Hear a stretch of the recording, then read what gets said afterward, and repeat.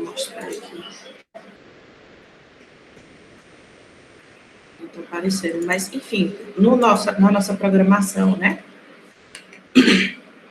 Então, a segunda unidade seria doenças intersticiais, insuficiência respiratória, neotabagismo, pneumonias e tosse. Só que, assim, a gente está atrasado. Insuficiência e pneumonias, mas eu queria fazer umas alterações na aula de pneumonias. Como eu ainda não consegui, eu vou fazer a aula de insuficiência respiratória hoje e a de bronquiectasias. E a gente deixa pneumonias para a última unidade, tá? Que aí, no caso, vai ser a aula na outra semana. Aí, que a gente pode fazer derrame pleural e pneumonias. Aí é o seguinte, eu tenho... A minha gente, eu engasguei no instante do que só. Ainda estou com a voz assim, vocês não ligam, não. Tem duas aulas dessa aula de insuficiência respiratória, porém, para a gente não ficar muito extenso, não ser uma coisa assim de difícil compreensão, eu não vou fazer a aula como... Eu tenho uma aula que eu falo sobre os padrões respiratórios, de ventilação mecânica e tal, mas eu acho que vai ficar muito extensa e existe a dificuldade, né? Às vezes de compreensão, quando a gente não leu alguma coisa, e eu acho que eu posso depois procurar um videozinho, mas para que vocês deem uma olhada, e um material para vocês verem também, mas não, o intuito nesse momento não é que vocês saibam essa questão propriamente dos ciclos de ventilação mecânica, certo? Então, eu vou falar de insuficiência respiratória de uma forma geral, e a gente fala também sobre a questão de ventilação mecânica, de suporte ventilatório, de uma forma geral. A gente não vai entrar nesse momento, nessa aula, nos pormenores de ventilação, como, por exemplo, os tipos de ventilação mecânica, se é controlado, se é assistido, controlado pressão, volume, etc., porque, primeiro, eu acho que é uma coisa que a gente precisa estudar, ler, né, e partir para a prática, né, e fora que daqui para quando vocês vão ter essa prática, vai demorar um tempo. Como a gente também não está tendo prática de ventilação mecânica nas nossas aulas práticas, porque nós estamos tendo aulas práticas, então também, nesse momento, eu acho que não é uma coisa que seja tão válida da gente adicionar, tá bom? Na nossa aula. Então, hoje eu vou fazer a aula mais voltada para os princípios gerais, né, de ventilação mecânica, só para a gente ter uma noção, a gente entender mais, não propriamente entrar a fundo nesse tema, tá? Só um minutinho.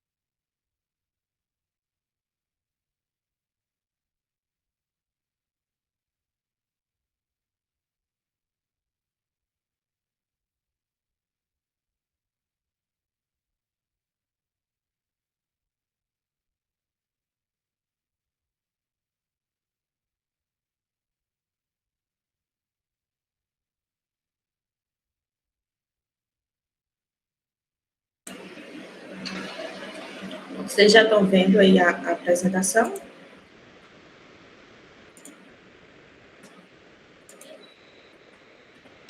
Sim, professor.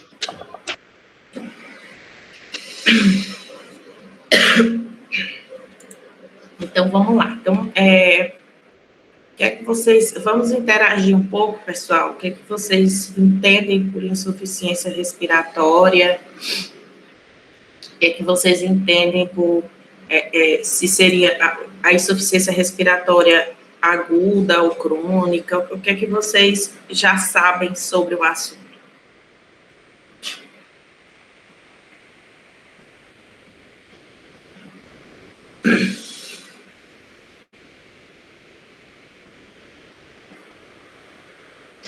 Alguém?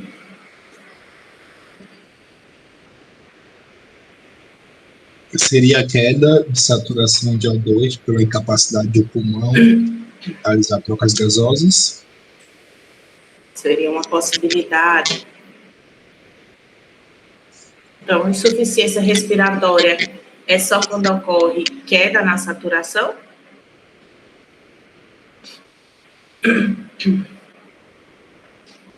Outras coisas podem levar também a insuficiência respiratória. Ou eu posso... É porque, na verdade, se a gente for parar para pensar, tem diversos fatores, diversos elementos, né, implicados na insuficiência respiratória. O que mais que vocês podem, assim, comentar?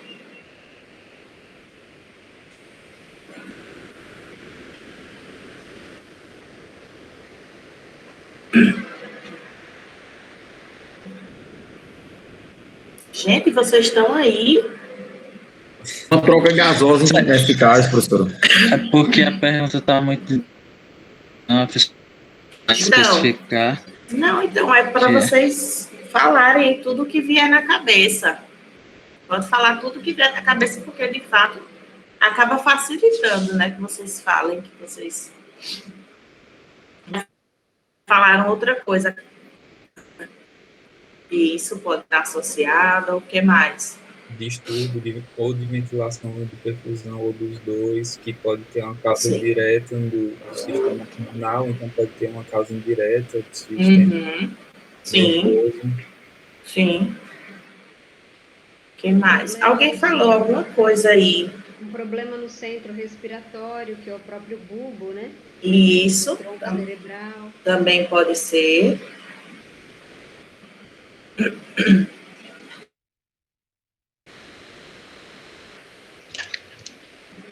Também. Agenda da ventilação. Sim.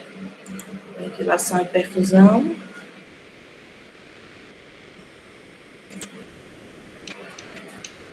Na distúrbio anemia, no caso, distúrbio hematológico.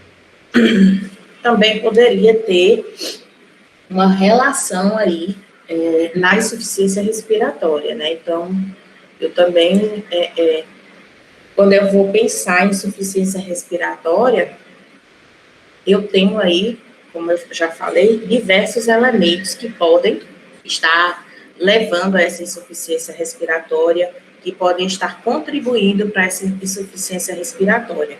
Embora, muitas vezes, a gente relaciona diretamente ao pulmão, relaciona diretamente a alguma doença pulmonar, mas esses diversos fatores que vocês falaram aí, eles fazem parte, né, do processo de insuficiência respiratória.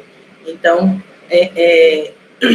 eu tenho que entender que todo o caminho pelo qual o oxigênio passa até que ele efetivamente chegue nas células, qualquer coisa nesse trajeto pode levar a uma insuficiência respiratória. Então, se eu tiver uma obstrução por corpo estranho, se eu tiver qualquer doença pulmonar, seja relacionada à perfusão ou relacionada à ventilação,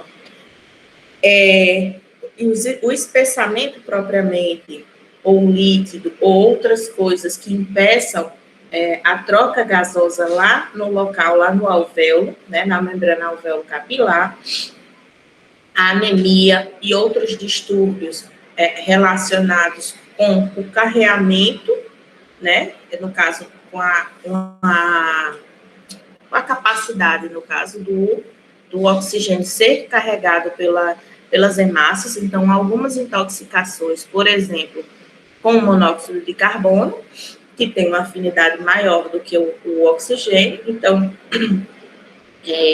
também poderia ser um fator.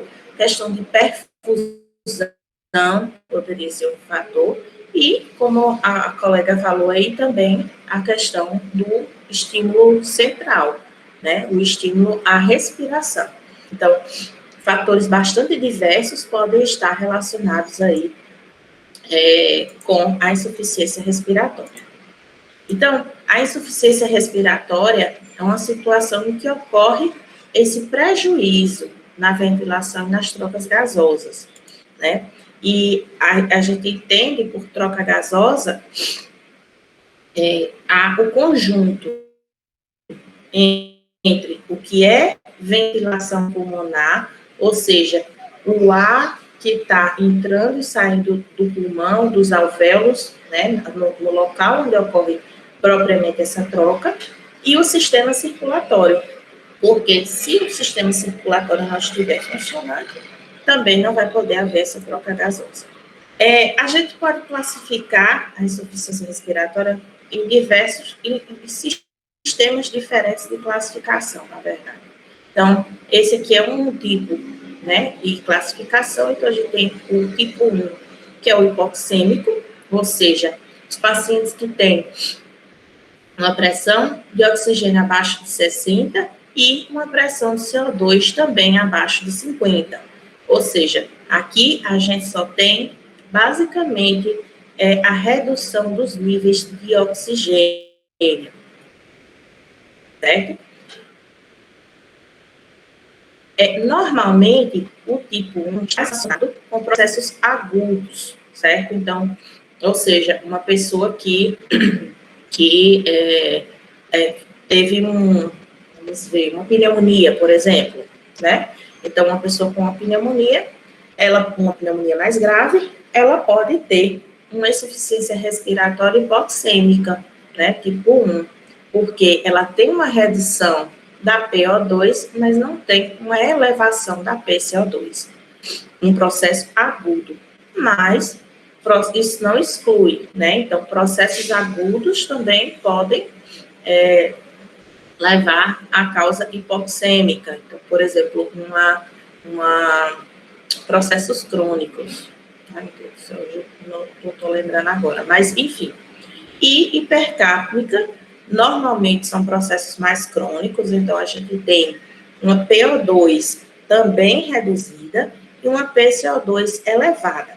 Normalmente são mais processos crônicos, então, por exemplo, o DPLC seria um exemplo mais clássico, né, mais típico da hipercapnia. Mas, por exemplo, se eu tiver uma lesão no tronco cerebral, uma lesão no centro respiratório, eu também, que é uma lesão aguda, eu também posso ter uma insuficiência hipercápnica, certo? Então, assim, em geral, os agudos são hipoxêmicos e os crônicos hipercápnicos, embora em geral, não é uma regra, tá?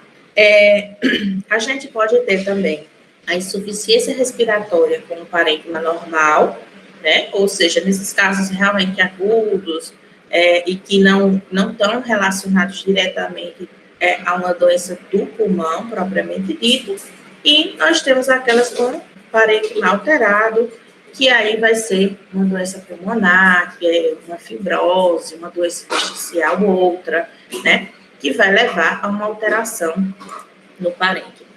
E a gente tem também aguda e crônica. Então, a aguda realmente são esses processos que estão se desenvolvendo em horas ou dias, minutos. E a crônica é aquela a partir de 3 meses de duração, ou seja, o paciente ele vai desenvolvendo aquilo ali ao longo do tempo.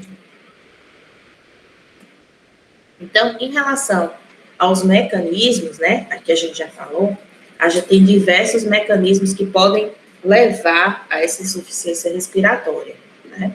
Então, em relação à parte da ventilação, então a gente pode ter alterações no sistema neuromuscular e na caixa torácica, então, algumas doenças que possam levar a dificuldade em relação à mobilidade da caixa torácica e da musculatura, então doenças neurodegenerativas, como é que diz? Alterações de caixa torácica, cifoescoliose, outras deformidades torácicas, alterações no comando respiratório, que também vão prejudicar essa ventilação, intoxicações e infecções, então, intoxicações que podem levar a alteração na frequência, no ritmo da ventilação, e infecções que também comumente vão levar a alterações nessa ventilação, o aumento da resistência das vias aéreas, como, por exemplo, nas doenças das pequenas vias aéreas, asma e câncer, e na redução da complacência pulmonar. Também algumas doenças pulmonares, como a gente já viu, as doenças intersticiais, por exemplo. Em relação ao sistema circulatório, né, em relação a esses mecanismos direcionados para o sistema circulatório, a gente pode ter alguns tipos aqui de insuficiência, né? Então, temos a hipoxêmica, que é aquela que é relacionada à redução propriamente dita da pressão de oxigênio, né? A anêmica, que vai estar relacionada com a anemia e a intoxicação por monóxido de carbono. A estagnante, que é relacionada com baixo débito cardíaco, né?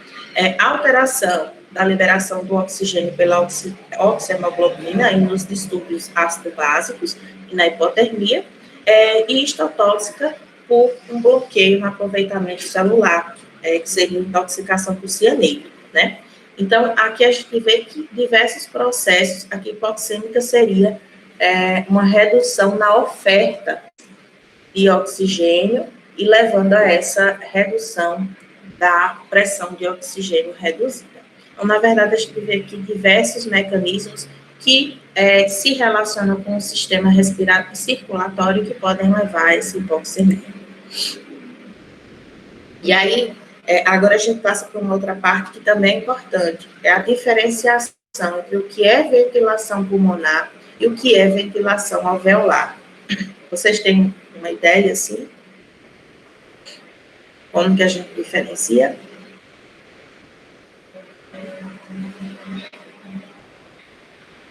Professora, eu posso tirar outra dúvida antes? Pode. Tipo, essa classificação ali, tipo, hipoxêmica e tal, mas assim, é uma dúvida básica, assim, toda insuficiência respiratória não tem que ter hipoxemia necessariamente? Sim, mas assim, aqui o que ele está falando é que, como é que eu vou dizer? O que é que está interferindo na parte do sistema circulatório, entendeu? Então, por exemplo, uma anemia pode acabar tendo uma relação com o desenvolvimento de insuficiência respiratória crônica. É anêmica no sentido de que foi o fator etiológico, mas não porque na anêmica eu não tenho uma hipoxemia, entendeu? Mas todos esses aqui vão gerar hipoxemia. Todos esses. Entendeu? Mas, no sentido assim, de que qual foi o fator etiológico, qual foi o fator que levou a essa hipoxemia?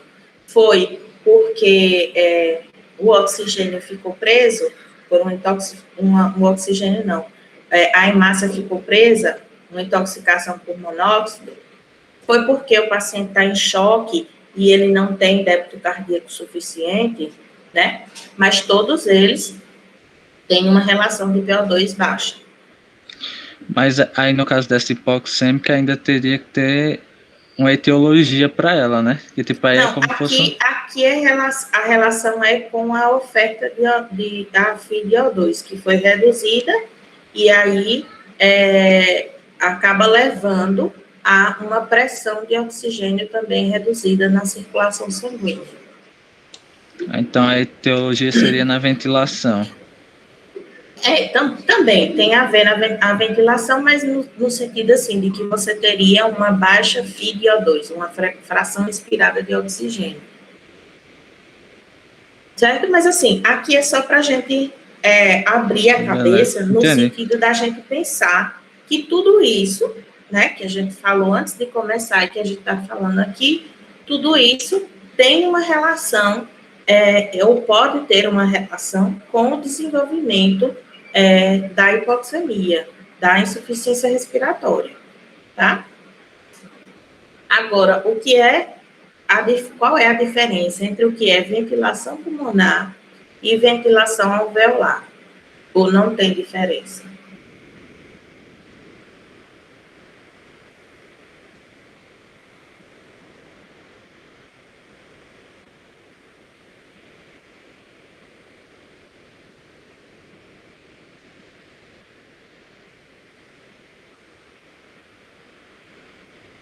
Que silêncio, gente. Nem um chute. Eu já vi, professora, que a alveolar está mais relacionada àquele volume que realmente participa da ventilação, algo assim. Da troca gasosa, no caso. Sim, muito bem. Então, na verdade é assim, vamos lá. Então, a ventilação pulmonar, né, ela está relacionada com os estímulos respiratórios que vão vir de locais diversos, então, centros bulbares, seios carotídeos, né, e os próprios pulmões, e elas vão depender, né, do volume corrente, do espaço morto, né, e ela vai estar relacionada, né, a ventilação, ela vai estar relacionada com o volume corrente vezes essa frequência respiratória. Já o alveolar é aquele que, de fato, vai participar da troca gasosa, como você falou. Então, assim, existe o espaço morto anatômico e o espaço morto fisiológico, que podem, né, em teoria, serem iguais ou podem ser diferentes. Então, por exemplo, em que situação vocês acham que espaço morto, vocês sabem que é aquele espaço que não participa de troca. Então, a princípio, né, por exemplo, traqueia, os brônquios principais, eles são um espaço morto, né, ou seja, eles não vão participar da troca gasosa. Em que situação vocês acham? E aí, assim, isso aí, normalmente, nas pessoas de uma forma geral, pode ser igual o que é anatômico e o que é fisiológico, mas quando é que eu vou perceber de fato que ocorre uma modificação, por exemplo, né? Um exemplo que vocês pensem entre o que é espaço morto anatômico e o que é espaço morto fisiológico.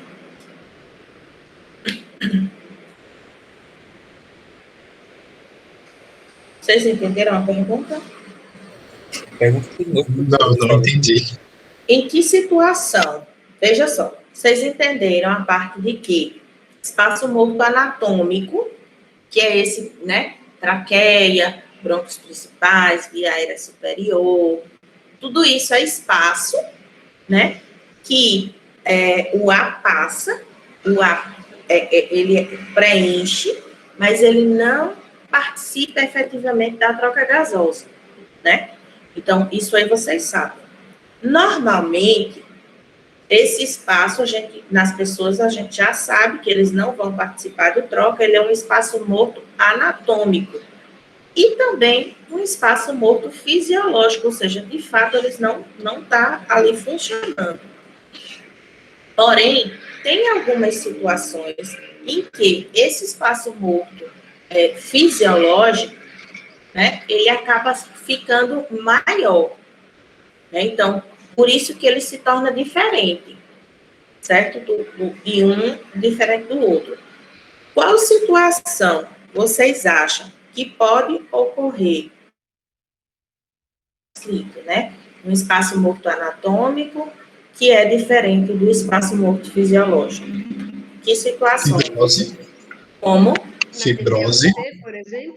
Aprisionamento aéreo. Aprisionamento aéreo. O que mais?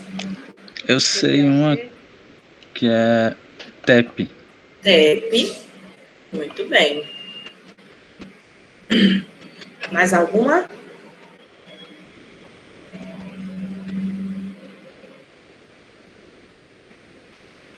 Pneumonia, por exemplo. Então, veja, se eu tenho, como vocês citaram aí, um local em que ocorre um prejuízo da ventilação ou da perfusão, então, distúrbios na relação VQ, que é ventilação-perfusão, qualquer coisa que vá atrapalhar isso aqui, eu vou considerar que ocorre uma diferença entre o que é espaço morto anatômico e espaço morto fisiológico. Por quê? Porque se eu tenho, por exemplo, um TEP, né? Eu não tenho uma perfusão. Aquilo ali pode até estar sendo ventilado, porém, ele não está efetivamente participando de troca gasosa. Logo, o meu espaço morto, ele acaba ficando maior, porque aquilo ali que antes participava de uma troca, não está participando, né? Por exemplo, numa pneumonia, se eu tenho uma pneumonia, eu tenho inflamação, eu tenho um edema tecidual, então, ali ocorre uma dificuldade, uma redução significativa na ventilação. E, consequentemente, também eu vou ter um aumento do meu espaço morto fisiológico, porque a partir disso, né, desse espaço morto fisiológico, porque a partir disso eu vou ter uma diminuição da quantidade de parênquima, vamos assim dizer, de uma quantidade de pulmão que efetivamente está fazendo ventilação, certo? Então, a ventilação alveolar, ela vai ser o volume corrente menos o espaço morto fisiológico vezes a frequência respiratória. Ou seja, ela está relacionada com o volume corrente, né, que seria a ventilação, assim, relacionada com a ventilação pulmonar, mas também ela tem essa relação com o espaço morto fisiológico. E aí, na verdade, isso aqui tem um monte de fórmulas para você chegar e você relacionar os dois, mas a ventilação alveolar, ela também pode ser interpretada como a produção de CO2 sobre a a pressão alveolar de CO2. Então, por exemplo, uma forma de você saber se o paciente está fazendo uma boa troca gasosa, se ele está com uma capacidade de ventilação alveolar preservada, é você ver a pressão de CO2, porque eles são inversamente proporcionais, ou seja, quando eu aumento a minha pressão arterial de CO2, então isso se relaciona, né, isso está inversamente proporcional ou relacionado com a ventilação alveolar. Isso aqui vocês entenderam, gente? Ficou muito confuso.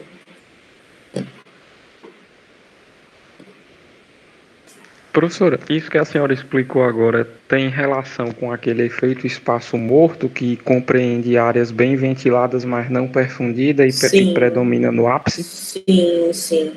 Também.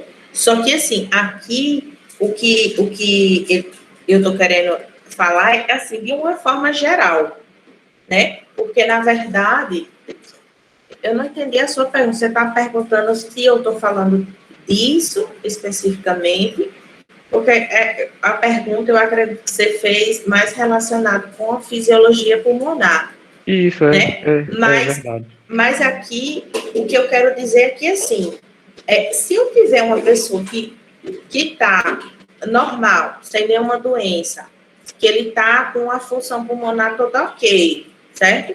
E com a perfusão também toda ok, do jeito que é normalmente fisiológico, certo?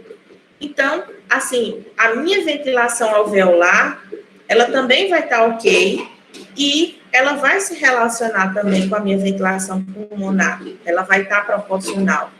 Porém, quando eu tenho qualquer distúrbio na minha relação ventilação-perfusão, ou seja, nessas localizações eu tenho uma quantidade de ventilação e de perfusão em cada área pulmonar.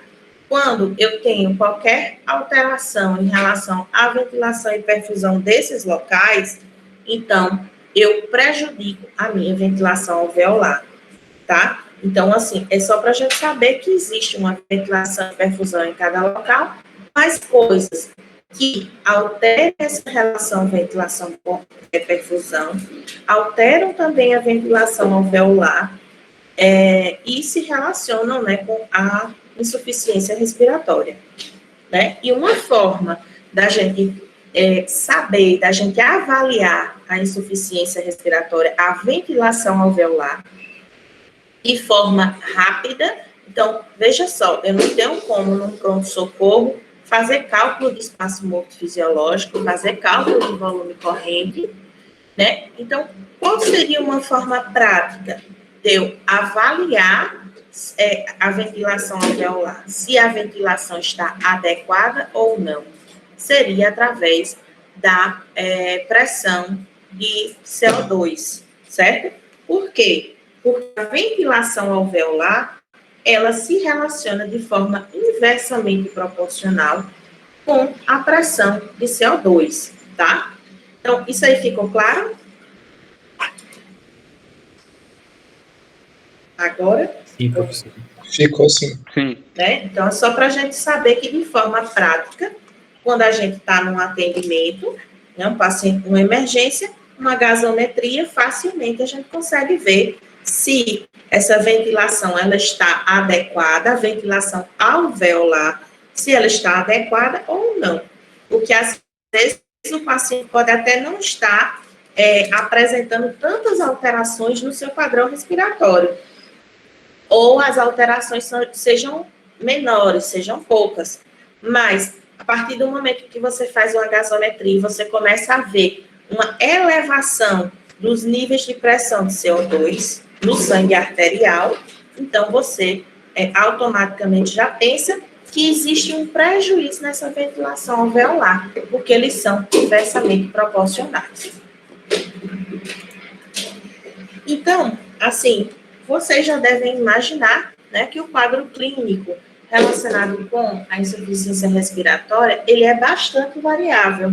Então, é uma insuficiência aguda ou é uma insuficiência crônica?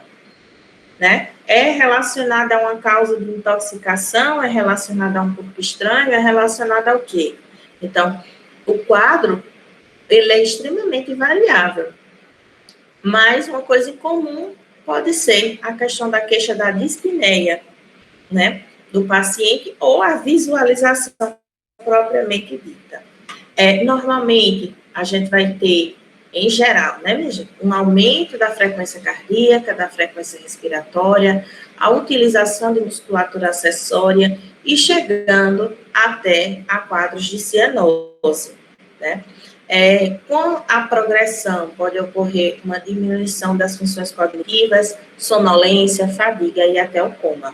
Então, perceba que isso aqui vai depender da causa, vai depender do tempo de estabelecimento dessa insuficiência respiratória e do tempo em que ela se prolonga. Então, a gente sempre tem que tentar fazer uma história detalhada, né? Principalmente quando for um paciente mais ambulatorial. Então, eu posso ter, por exemplo, um paciente com insuficiência respiratória crônica Mas, até mesmo nos agudos, eu preciso buscar subsídios para tentar entender por que aquela pessoa está com uma insuficiência respiratória. Então, história clínica detalhada. No exame físico, né, realizar todos os passos, então, percussão, ausculta e palpação, buscando, por exemplo, enfisema. Padrão respiratório, uso de musculatura acessória, movimentação paradoxal entre o tórax e o abdômen, né? E exames complementares, para a gente avaliar melhor, tá? Em relação à monitoração da insuficiência respiratória, né? Então, a gente sabe que a frequência respiratória, ela não é, de forma isolada, tão útil para eu dizer que o paciente tem uma insuficiência respiratória aguda ou não, ou é crônica. Então, por exemplo, se eu tenho um paciente com uma frequência, um adulto, né, eu não estou falando de criança, um adulto, que tem uma frequência respiratória de 40 ou 50, como que você vai saber do que se trata a causa? Então, pode ser que esse paciente não precise necessariamente estar internado ou numa urgência, né? Isso vai depender da causa. Então, por exemplo, causas crônicas, a tendência é o paciente ter uma frequência bastante elevada. Então, por exemplo, nas doenças intersticiais, eu posso ter uma frequência respiratória muito elevada, enquanto, por exemplo, nas causas agudas, eu também posso ter, só que o paciente vai usar a musculatura acessória e vai ter uma gravidade maior. Então, a frequência respiratória por si só, né, de forma isolada, ela não é tão útil. A ventilação alveolar, né, ela é bastante importante, ela pode ser bastante importante para a gente, porque a gente consegue ver facilmente, através da gasometria, né, quando houver disponibilidade, claro, através dos níveis de PCO2, tá? A gente também pode ver a oxigenação, também pela gasometria. Então, existe esse índice, né? Esqueci o nome. Que, basicamente, é a pressão de oxigênio sobre a FiO2. Então, a gente espera que esses índices eles estejam aí acima de 350. Abaixo disso, a gente considera que esse paciente já está com prejuízo na sua oxigenação, já está com prejuízo em relação à sua troca gasosa, né? Então, índice de oxigenação, desculpa, era tão fácil isso, me passei aqui. Então, o índice de oxigenação, PO2 sobre FiO2, que o ideal é que esteja acima de 350, tá? Então, isso aqui vai falar para a gente sobre como que está a oxigenação desse paciente, se ele precisa, por exemplo, só de um catéter, ou, dependendo se essa relação aqui ela for muito reduzida, então, por exemplo, abaixo de 100, muito provavelmente esse paciente vai para o tubo, né? Então, é um índice que a gente também pode utilizar. E a mecânica respiratória, que vai ser mais avaliada em pacientes que estão em ventilação mecânica, onde é possível calcular complacência, resistência de vias aéreas e alto pico, tá? Eu queria fazer um exemplo aqui com vocês. Professor, o que era esse último ali? O quê? Alto. Aqui? Alto pico. PIP é o seguinte, você sabe o que é PIP? Ou não? Não sei. Peraí. PIP é como se fosse assim, a pressão que fica dentro do alvéolo no final da expiração. Então, quando a gente tem um valor normal, que evita que o nosso alvéolo feche, quando a gente está expirando. Então, a gente tem o alvéolo aqui, a gente inspira e expira. Inspira e expira. Mas ele não fecha completamente. Existe uma pressão, né? E essa pressão, ela se mantém. certo? Ela, quer dizer, ela se mantém, não, ela mantém esse alvéolo de forma que ele não colapse, certo? Ele não... Peraí, Jujuba. De forma que ele não colapse. Né? Que bonita essa cachorra aqui. E aí, quando o paciente está em ventilação mecânica, vocês vão ver que existe um termo que é chamado de PIP, né? Em ventilação mecânica, que é justamente uma pressão que permanece ali no circuito, de forma que o alvéolo ele não feche, que os nossos alvéolos não fechem.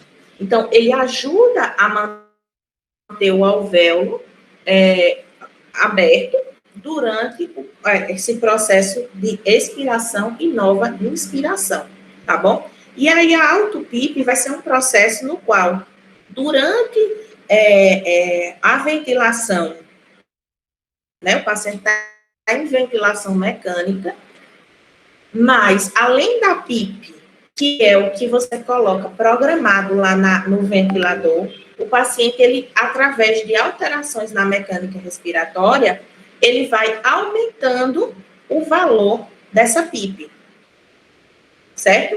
E o prejuízo disso é porque você pode distender demais o seu alvéolo, com uma PIP muito elevada, ou se o paciente estiver fazendo auto-PIP, entendeu?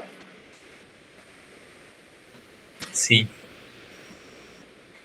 Deixa eu só procurar aqui um...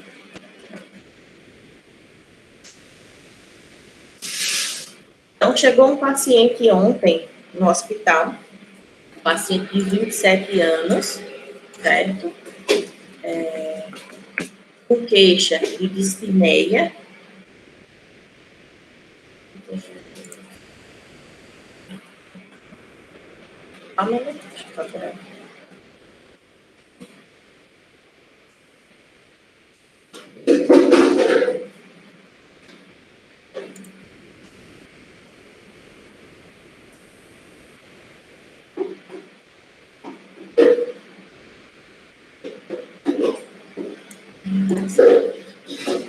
Vou botar uma tomografia, a gente aproveita e treina, minha gente. Tomografia.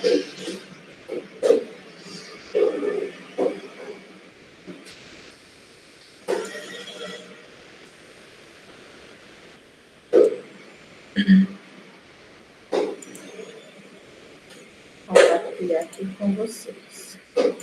Então, o paciente, passar logo o quadro para vocês. O paciente de 27 anos, né, chegou com uma queixa de dispneia, iniciada há um dia.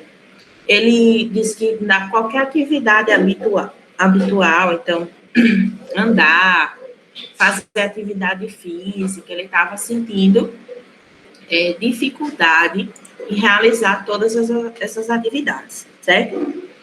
E aí, não tinha nenhuma outra queixa, não tinha queixa de dor torácica, não tinha queixa nenhuma outra, né? Febre, tosse, nada disso. Então, um paciente que chegou taquipneico, uma frequência respiratória de 28, uma frequência cardíaca de 90, nega história prévia de tabagismo, nega história prévia de dispneia, certo? Começou há um dia. Então, eu vou mostrar aqui para vocês me dizem o que é que vocês estão vendo aqui vocês estão vendo a outra aba? Que apareceu? Sim. Vou botar aqui para rodar, para vocês verem e vocês me dizem o que tem nessa tomografia.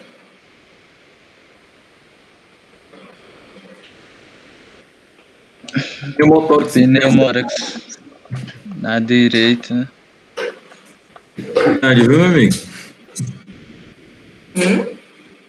O motor que tá grande, viu?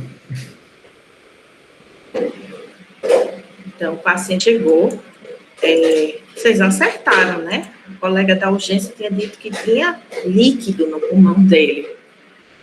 E aí, Vamos lá. Um paciente que tem esse pneumotórax bem extenso, né?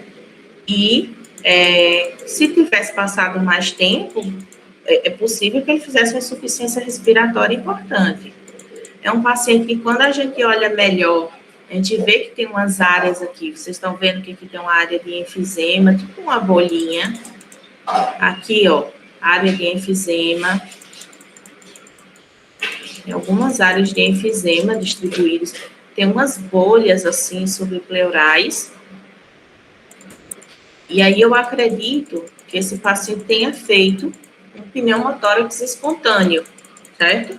Então, tem alguns pacientes, é só um exemplo, viu, gente? Tem alguns pacientes que, sem nenhum problema prévio, possuem bolhas subpleurais e essas bolhas podem romper e fazer um pneumotórax, tá? Normalmente não tem nenhuma outra história prévia, pode ser por conta de esforço físico ou coisa assim. E aí precisa fazer a drenagem torácica, e observar. Em caso de recorrência, tem outras condutas a fazer, mas assim, basicamente é isso. Então, a gente, de acordo com o sintoma, né, a gente vai pensar nas hipóteses diagnósticas, mas assim, é um paciente que ainda chegou estável, porque ele teve um acesso rápido, né, filho de um funcionário, conseguiu fazer logo uma tomografia, fazer logo um exame de imagem e dar o diagnóstico. Mas poderia ser um paciente que, de repente, peregrinou aí por alguns dias até que conseguisse, Professora, buscar o atendimento. Sim. mas um pneumotórax dessa extensão aí, o exame físico não seria também bem sugestivo, não? Ausculta, percussão. Também. Tanto que, eu não sei se eu vou botar aqui na coisa, vai ter.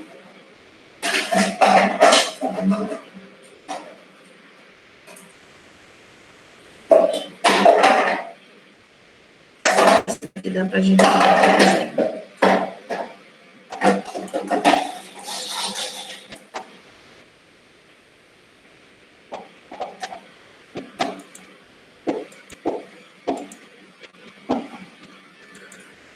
E também... A gente não está vendo tanta área de enfisema, mas, assim, provavelmente, na progressão, talvez ele fizesse enfisema aqui. Sim. O protocolo lá, tipo, porque também uma radiografia seria de fácil diagnóstico, né? Mas foi optado por uma tomografia de cara. Também. Na verdade, assim, o povo pula as etapas, né? Tem uma tomografia disponível, o povo vai logo para a tomografia. Aqui, na verdade, quando eu vi, já foi diretamente com a tomografia. A pessoa foi me procurar e pediu para eu avaliar, né? Mas, assim, eu já vi diretamente na tomografia. Quando a gente bate o olho, a gente já vê. Ó, deixa eu só ver uma coisa aqui.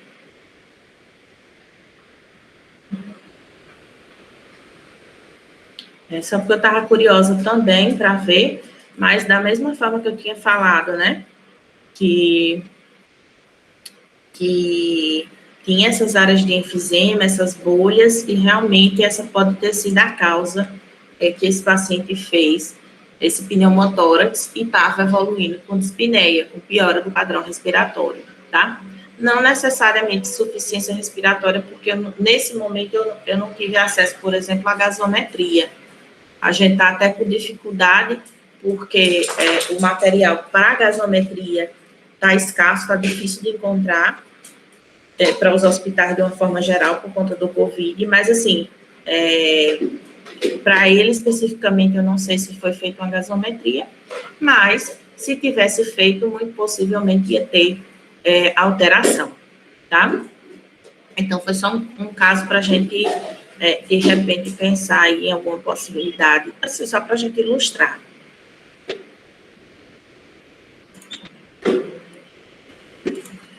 Então, voltando aqui para o que a gente...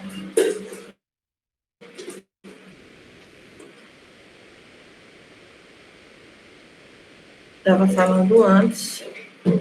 Então, em relação ao tratamento, né, também o tratamento da insuficiência respiratória vai ser muito variável, porque, claro que vai depender da causa e das condições que o paciente apresentar naquele momento em que ele procurar, elas também vão ser muito variáveis. Então, vão desde broncodilatadores e corticoides, por exemplo, até a necessidade de procedimentos cirúrgicos, drenagem torácica, etc.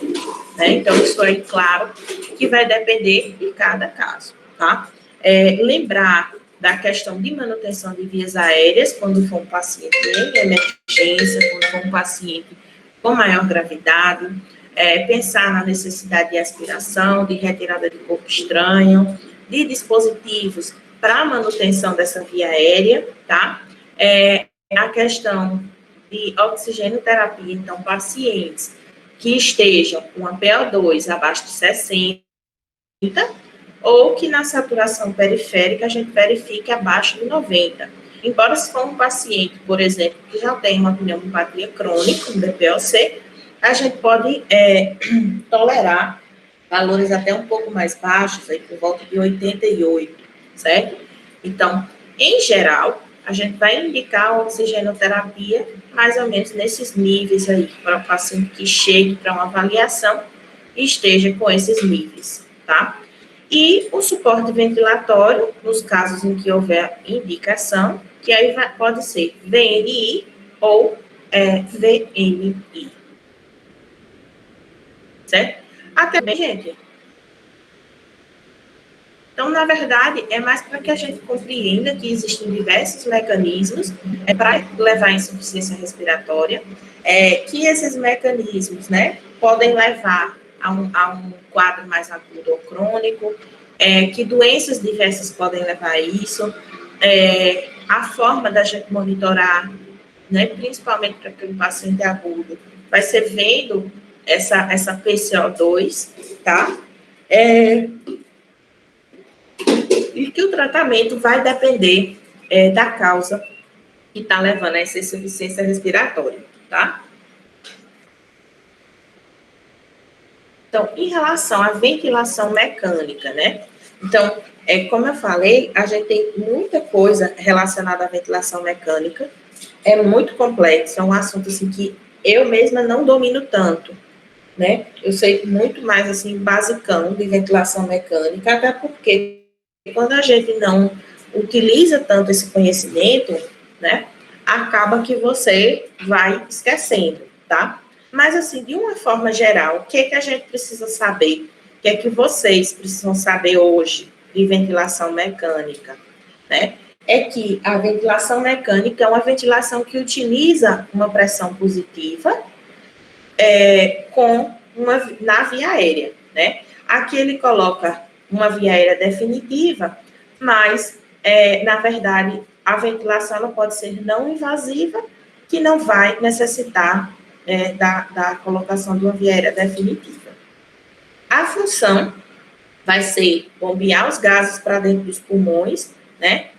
Promovendo, né, uma força de oposição ao movimento normal, com uma forma periódica e que permita a exalação passiva do volume expirado, né? Então, aqui seria mais ou menos o esquema de um ventilador. Então, eu tenho aqui o ventilador, tem um circuito inspiratório e um ramo, na verdade, expiratório, porque vai ter um local onde é feito um fluxo para a entrada, né? E depois vai permitir a saída de forma passiva, tá? Que vai estar conectada aqui ao paciente.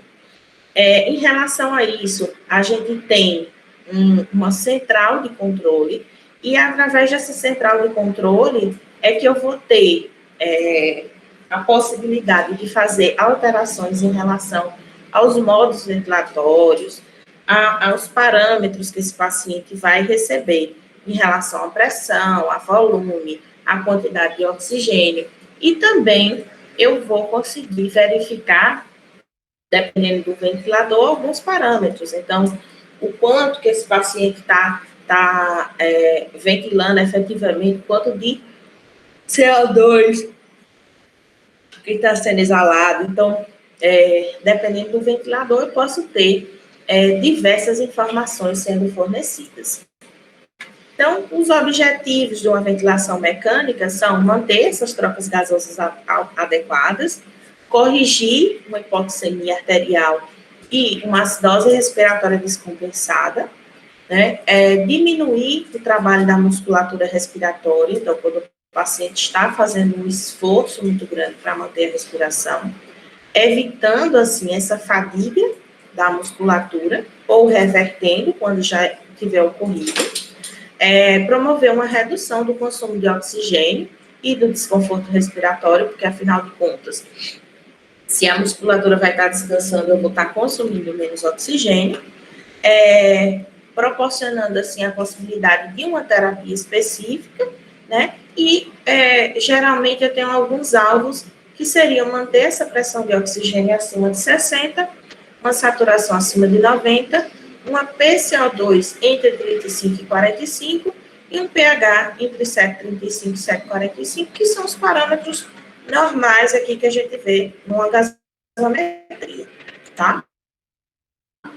Então, quais são as indicações de ventilação mecânica? Então, algumas são muito clássicas, óbvias. Então, paciente em parada cardiorrespiratória é indicação de intubação.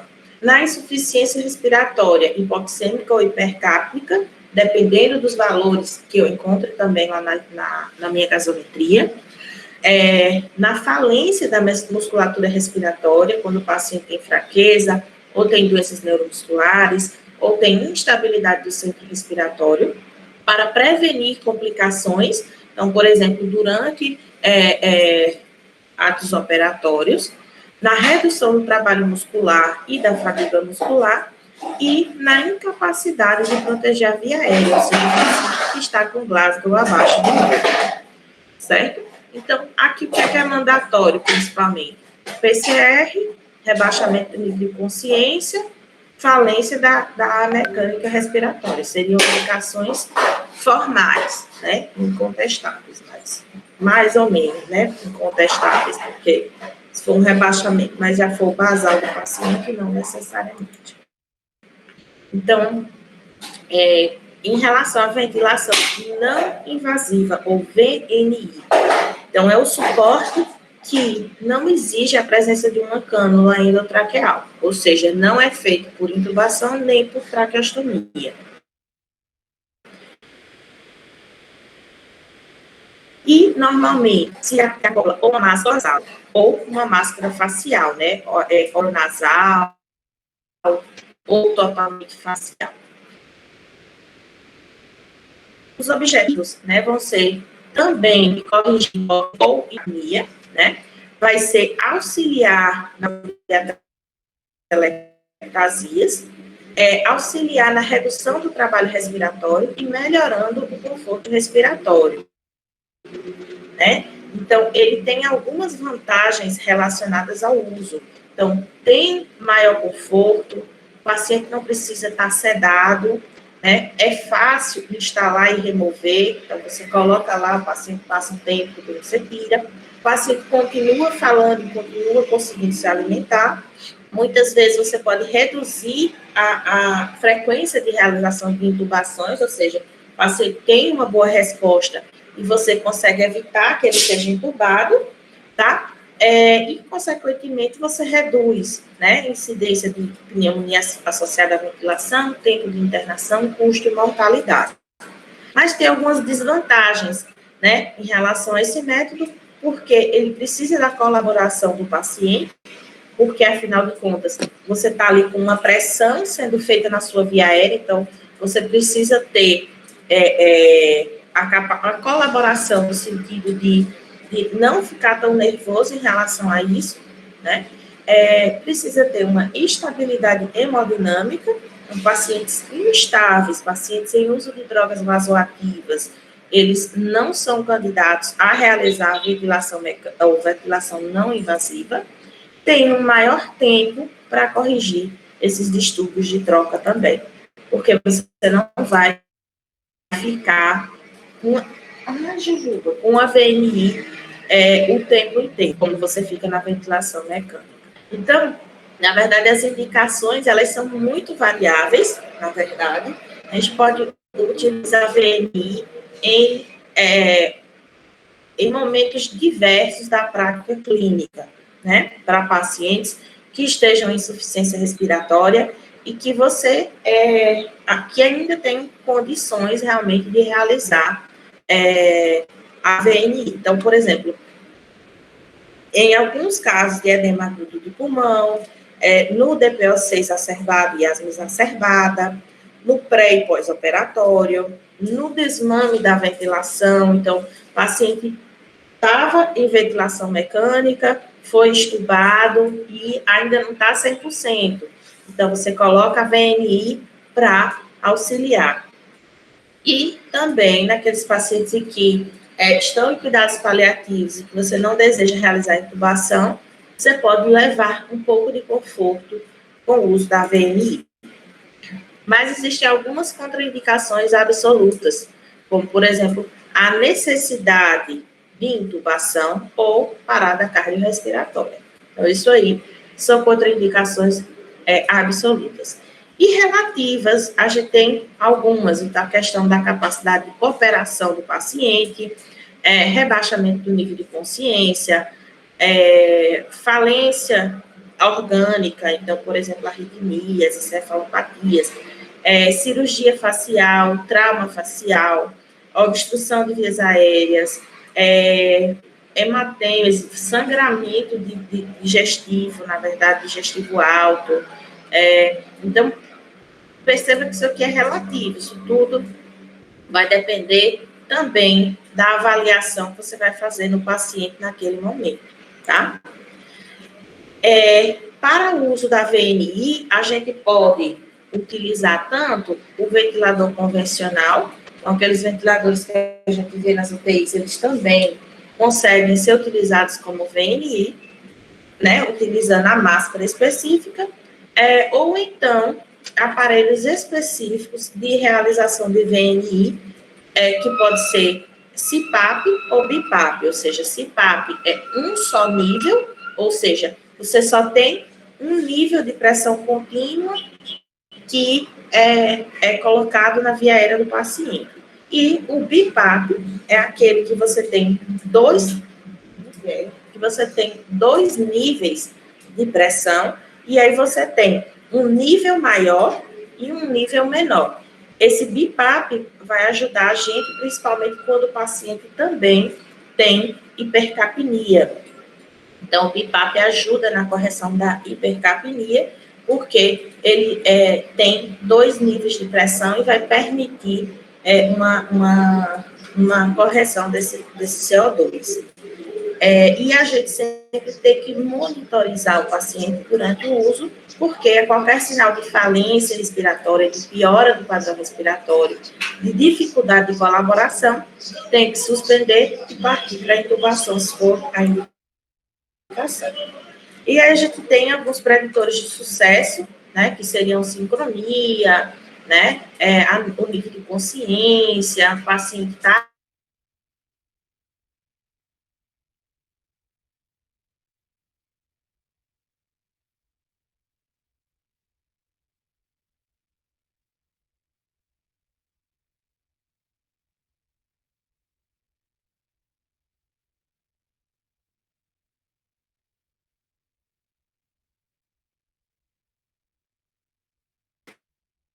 certo?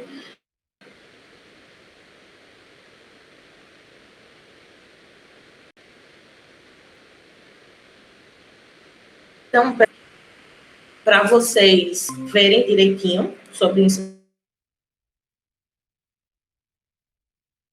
que vocês estudem de uma forma geral, porque insuficiência respiratória é uma coisa extremamente ampla.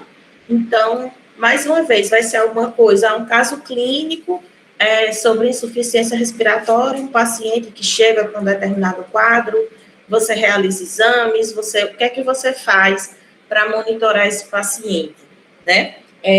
Existe indicação de fazer ventilação invasiva ou não, né? Então, são algumas coisas, assim, que eu acho que é importante vocês saberem, mas sempre em linhas gerais, não precisa ser alguma coisa que vocês vão saber, ventilação mecânica. Não, acho que é importante, nesse momento, vocês, de repente, buscarem alguma coisa para dar uma olhada em relação a estudar de forma em linhas gerais, e quando vocês estiverem, né, na parte do internet, vocês forem passar por vivências com pacientes em ventilação mecânica, aí sim vocês procurarem estudar os modos ventilatórios propriamente ditos, porque aí vocês vão poder discutir qual modo é mais adequado.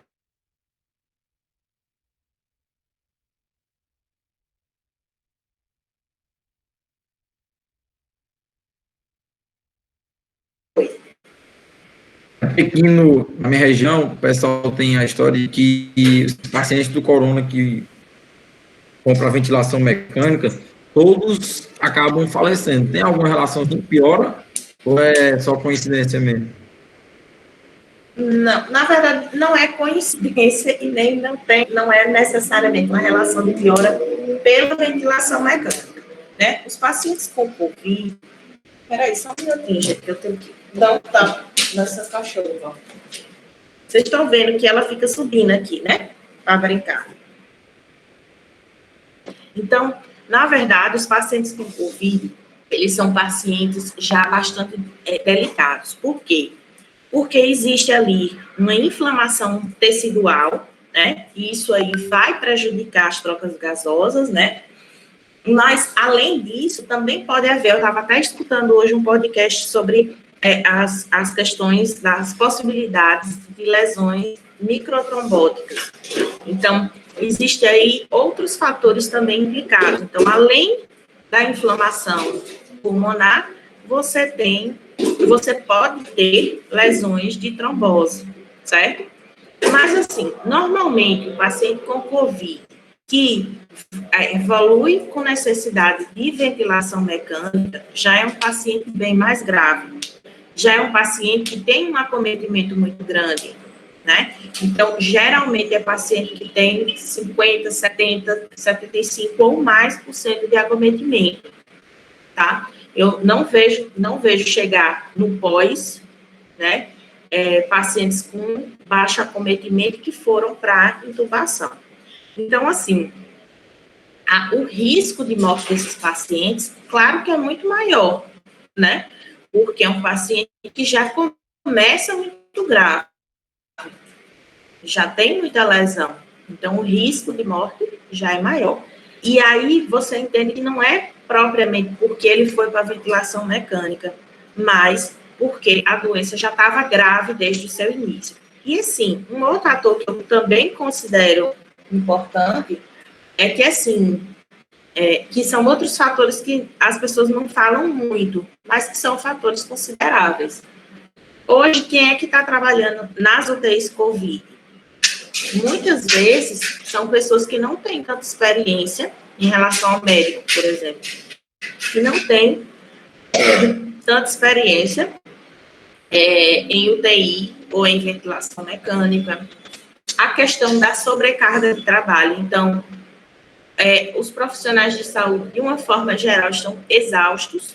Eu estou dizendo a vocês, porque, assim, eu me sinto exausta e eu vejo os colegas também exaustos. A gente está muito cansado.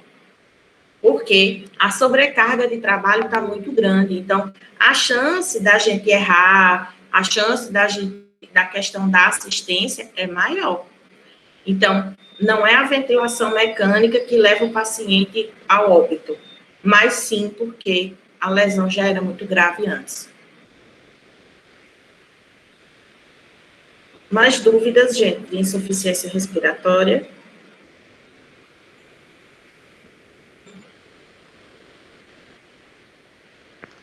Professor, No geral, quanto tempo o paciente pode ficar com tubo, a intubação orotraqueal e depois de quanto tempo, no geral, faz a traqueostomia? Só um minuto. Jujuba! Vem cá. Bom, vamos lá.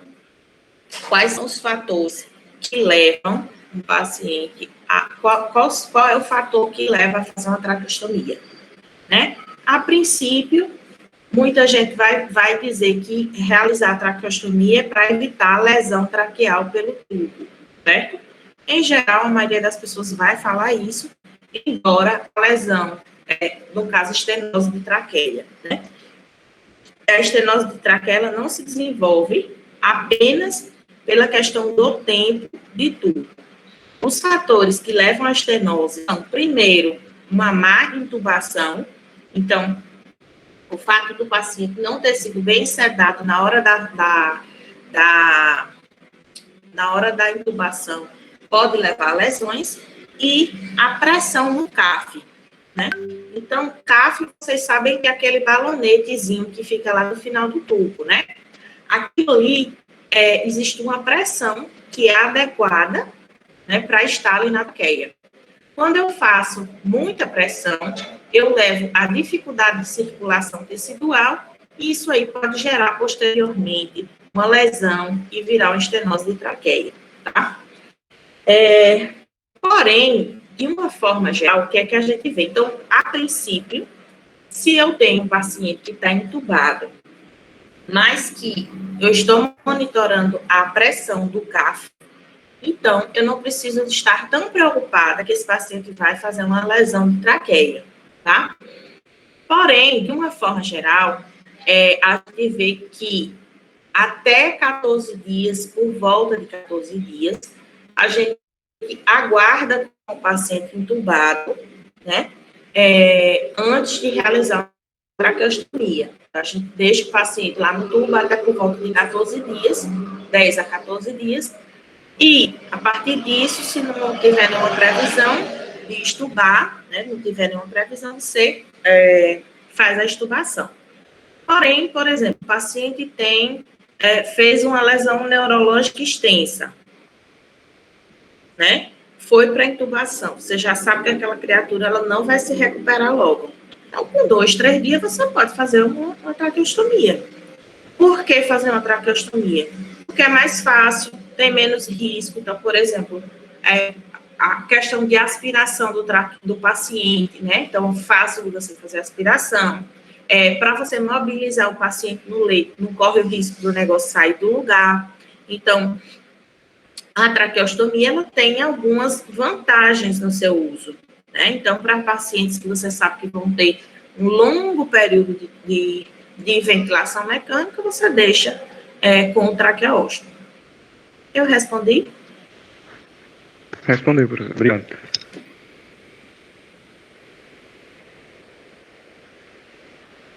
Mais alguém ou vamos dar nossa pausa?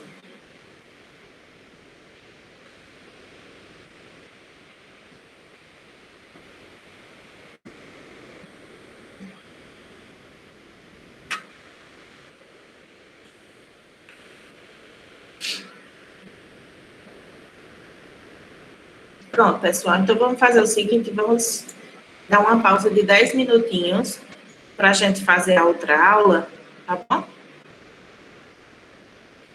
Certo, Também não é uma aula, assim, muito grande e também não é, assim, um assunto muito complexo, não, tá bom? A gente faz uma